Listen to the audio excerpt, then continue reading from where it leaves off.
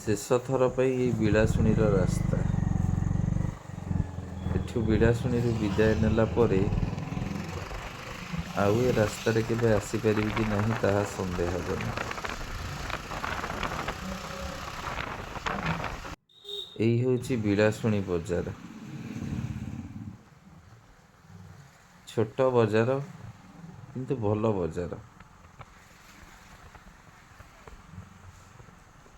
ଏଇ ବଜାରର ଶେଷ ମୁଣ୍ଡରେ ରହିବ ମୋର ଅଫିସ୍।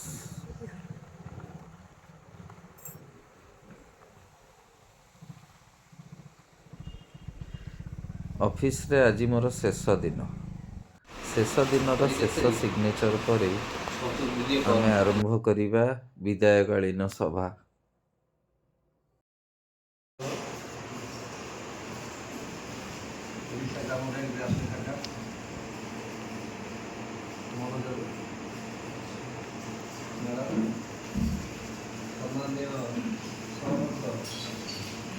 ଅନ୍ୟାନ୍ୟ ସମସ୍ତ ଗଣ୍ୟମାନ୍ୟ ବ୍ୟକ୍ତି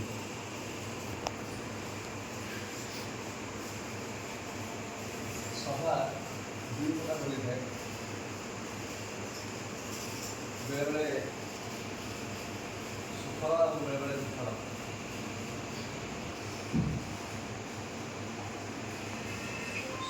ମୋର ଦୁଃଖ ଏତିକି ଯେ ଆପଣ ସମସ୍ତେ ଜାଣିଛନ୍ତି ଯେ ବ୍ୟାଙ୍କରେ ବହୁତ ଧନ୍ୟବାଦ ଦେଉଛି ଆପଣମାନଙ୍କୁ। ବହୁତ ଧନ୍ୟବାଦ ଆପଣ ଅପେକ୍ଷା କରିଛନ୍ତି ସେ ପର୍ଯ୍ୟନ୍ତ, କାରଣ ଆମେ ଜାଣିକି ଆପଣଙ୍କୁ ଅପେକ୍ଷା କରିବାର ସେ ଯୋଜନା ନଥିଲା। ତେଣୁ ଏଇ ପରିସ୍ଥିତିରେ ଆଜି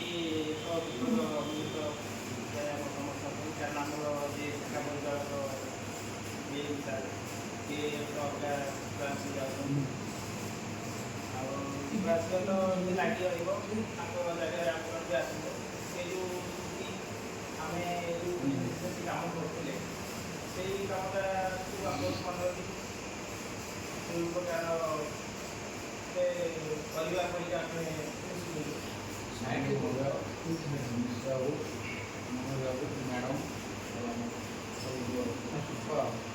ଯେଉଁ ସୁଖକୁ ନେଇକରି ଆମ କାର୍ଯ୍ୟକଳାପ ଚାଲିଥିଲା ସେ ସୁଖ ଆଉ ଆମକୁ ନ ମିଳିପାରେ। ଆମର ନୂଆ ଆମ ବ୍ୟାଙ୍କକୁ ଆଜି ମୁଁ ଦେଖୁଥିଲି ଯେତେବେଳେ ଆର୍ଟିମେଟ୍ ଅଫ୍ ଚୌଧୁରୀ ବୁଳାକୁ ମୁଁ ସାର୍ ପରେ ବସି ଦଉଛି ପଚାରେ ତାର ଉପରେ ଅଞ୍ଚଳପତି ଅବଦାନ ସାର୍ର ଶିଷ୍ଟାଚାର ବ୍ୟବହାର ଆମେ ସାର୍ଙ୍କ ବାହାଘରକୁ ଯାଇଥିଲୁ। ସାର୍ ଏଥିରେ ଆଜି ମଧ୍ୟ ଜାଣିପାରୁଛନ୍ତି ସିଏ ବି ଗୋଟେ ଦିନ ତାର ଦୁଃଖ କରିବାର ନାହିଁ। ସାର୍ ଏଠି ଯେମିତି କାମ କରୁଛନ୍ତି ସେ ଶାଖାକୁ ସେମିତି କାମ କରି ତାଙ୍କର ନାଁ ଟେକି ସେତିକି ବେଳେ ଆମ ଗର୍ବ ଆସିବ। ସାର୍ ଯେତେବେଳେ ବ୍ୟାଙ୍କ ସେ ବ୍ୟାଙ୍କ ଟେକିକି ଉପରକୁ ଯିବ ଆମେ ମଧ୍ୟ ସେଠାରେ ଗର୍ବ କରିବୁ। ସାର୍ ଆମ ବ୍ୟାଙ୍କରେ ଥିଲେ ଏଥିରେ ବି ତ କାର୍ଯ୍ୟ କରୁଛନ୍ତି ସେ ବ୍ୟାଙ୍କରେ କେମିତି କାମ କରୁଛନ୍ତି। ସାର୍ ସମୟ ଆସିଲେ ସାର୍ ବଡ଼ ଅଫିସର ହେଇପାରନ୍ତି, ଏରିଆ ମ୍ୟାନେଜର ହେଇପାରନ୍ତି। ସାର୍ ମଧ୍ୟ ବ୍ୟାଙ୍କକୁ ତାଙ୍କର ବୁଲିବାକୁ ସାର୍ ସାର୍ ଆପଣ ବଡ଼ ଅଫିସର ହୁଅନ୍ତୁ ଏ ବ୍ୟାଙ୍କକୁ ବୁଲିବାକୁ ଆସନ୍ତୁ। ଆମେ ସେଦିନ ବି ଆମକୁ ଖୁସି ଲାଗିବ। ସାର୍ଙ୍କର ଦକ୍ଷତା ଅଛି, ସବୁ ପ୍ରକାର ଟ୍ୟାଲେଣ୍ଟ କହିଲେ ସାର୍ ମଧ୍ୟ ଅଛି। ଆମେ ସାର୍ଙ୍କ ସେ ଦୀର୍ଘ ଜୀବନ କାମ କରୁଛୁ। ସାର୍ ଭଲରେ ରୁହନ୍ତୁ। ଯେଉଁଠି ରହିଲେ ତାଙ୍କର ପ୍ରଭୁ ଜଗନ୍ନାଥ ତାଙ୍କ ପରିବାର ପ୍ରତି ଆଶୀର୍ବାଦ କରନ୍ତୁ ଏବଂ ତାଙ୍କ ସୁନାମ ରହୁ ବିଳାସ ଜନସାଧାରଣଙ୍କର କରୁ। ମୁଁ ମଧ୍ୟ ସାର୍ଙ୍କ ପାଖରେ ଋଣୀ। ଯେତେବେଳେ ସାର୍ଙ୍କ ପାଖରେ ମୁଁ ଆସିଛି ଯେ ସାର୍ ଯେତେବେଳେ ଲୋନ୍ ଫୋନ୍ ଲୋକଙ୍କୁ ଦେଉନାହାନ୍ତି ସାର୍ କହିବେ ଏ କାଗଜ ସେ କାଗଜ ସେ କାଗଜ ଏ କାଗଜ କିନ୍ତୁ ସାର୍ ଏତେ କାଗଜ ଲୋକ ଦେଇପାରିବେ। ମୁଁ କହେ ମୋର ଚାଲିଯାଏ। ମୁଁ ସାର୍ ବିଭିନ୍ନ ସମୟରେ ଯୁକ୍ତି କରେ ସାର୍ ଏଇଟା କାହିଁକି ଲୋକ କାହିଁକି ଏତେ ଲୋକ ଆସିବେ ଏ ଗ୍ରୁପ୍ରେ କାହିଁକି ଫଟୋ ଦିଆହେବ। ମୁଁ ବିଭିନ୍ନ ସମୟରେ ସାର୍ ସହିତ ଯୁକ୍ତି କରିଛି। ସେ ଯୁକ୍ତି କରିଛି ମାନେ ଯୁକ୍ତିଟା ଆମର ଗଣ୍ଡଗୋଳ ପରିସ୍ଥିତିରେ ନୁହଁ। ମୁଁ ଯୁକ୍ତି କରିଛି। ମୁଁ କିଛି କିଛି ଶିଖିବାକୁ ପାଏ। ମୁଁ ବି ଶିଖେ, ଖାଇଲେ ବି ଶିଖନ୍ତି।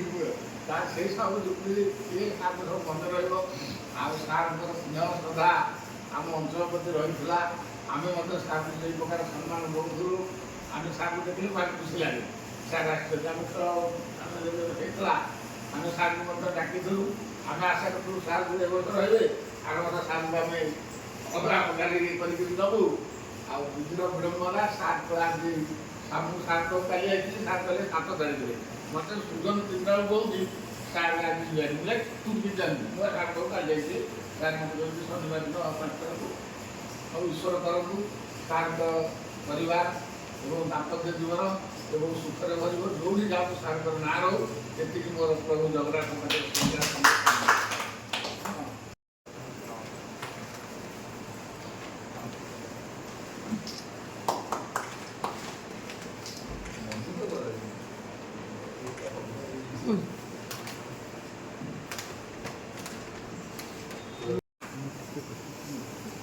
ତ ଏ ଜଟାରେ ଥିଲା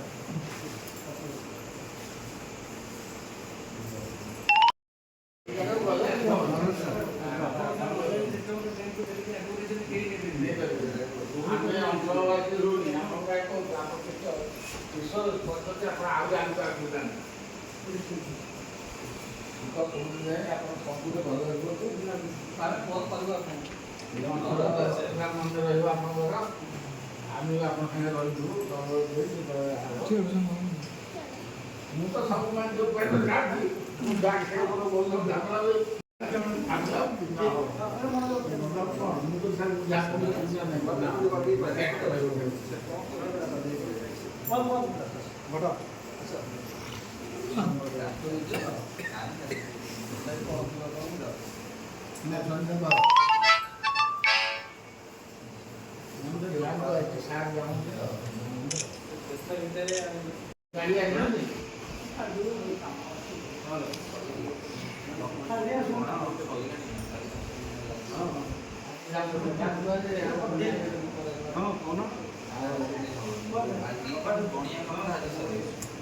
ଚେକିଂ ତ ହବ ପୁଣି ଆସିବେ ଟିକେ ବସିବାକୁ ଧୀରେ ଧୀରେ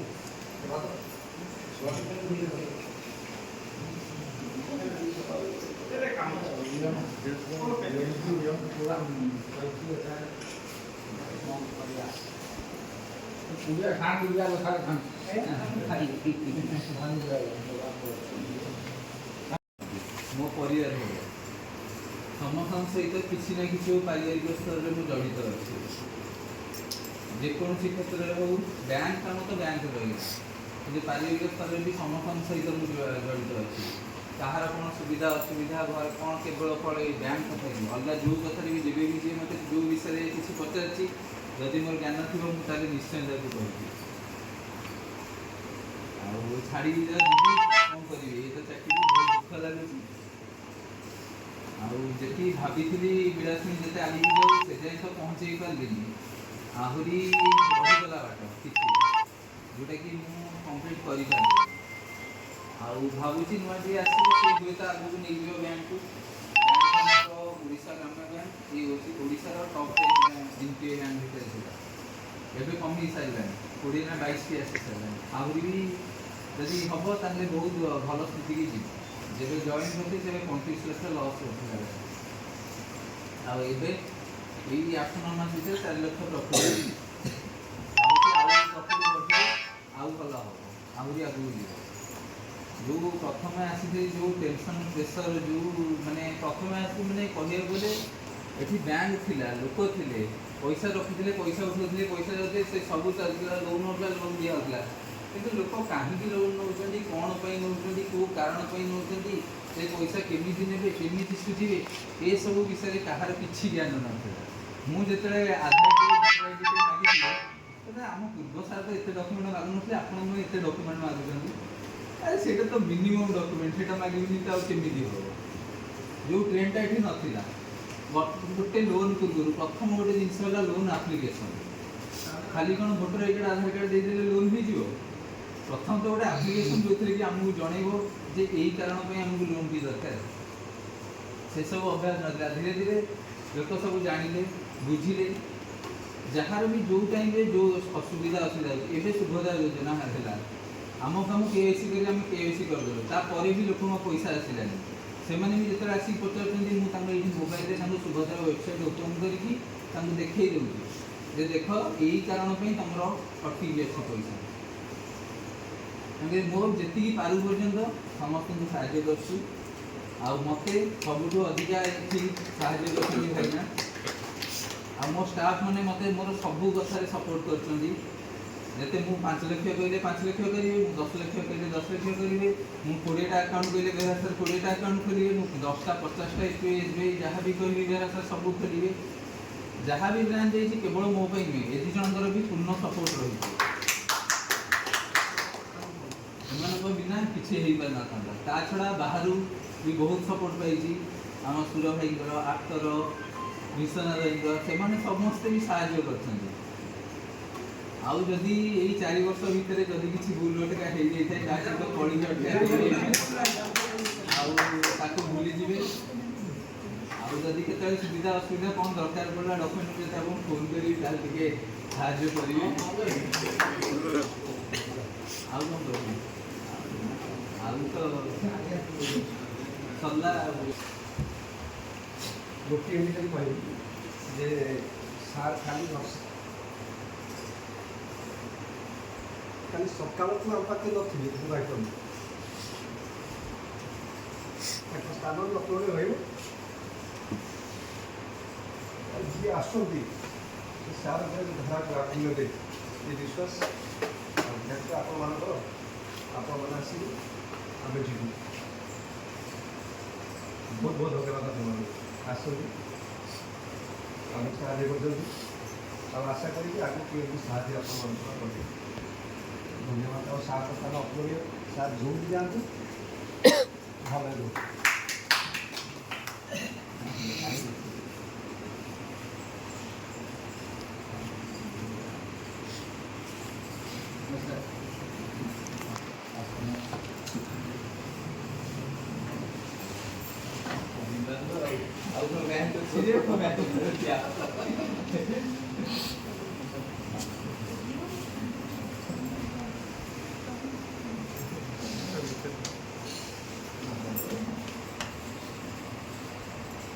आगुड़ कथा केवे ये करते बहुत बड़ एरिया घर बैंक सहित लिंक नहीं कि नियम बाहर